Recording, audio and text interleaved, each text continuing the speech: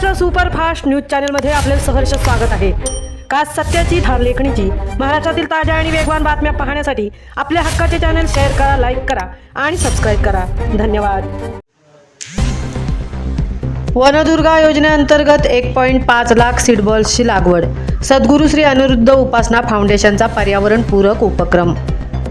शहरीकरणामुळे होणारी वृक्षतोड रोखण्यासाठी व पर्यावरणाचा समतोल राखण्यासाठी सद्गुरू श्री अनिरुद्ध उपासना फाउंडेशनतर्फे वनदुर्गा योजनेअंतर्गत मोठ्या प्रमाणावर सीड बॉल्स लागवडीचा उपक्रम हाती घेण्यात आला आहे।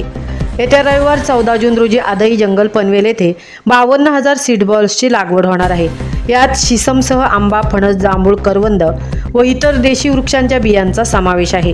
या बियांमध्ये शेणखत आणि लाल माती मिश्रित करून डोंगर व जंगल परिसरात लागवड केली जाणार आहे। याशिवाय वाडा व मोखाडा तालुक्यातही संस्थेतर्फे 1 लाखाहून अधिक सीड बॉल्सची लागवड सुरू आहे। पावसाळ्यापूर्वी नैसर्गिक पद्धतीने वृक्षारोपण व्हावे हा यामागचा उद्देश आहे। सद्गुरू श्री अनिरुद्ध उपासना फाउंडेशनतर्फे अनेक सेवाभक्तीचे उपक्रम नेहमी राबवले जातात। त्यापैकी सीड बॉल्स सेवा ही एक महत्त्वाची सेवा आहे। शहरीकरणाच्या नावाखाली सर्रास झाडांची कत्तल होत असल्याने काळाची गरज ओळखून या सेवेला विशेष महत्त्व प्राप्त झाले आहे, असे संस्थेच्या कार्यकर्त्यांनी सांगितले।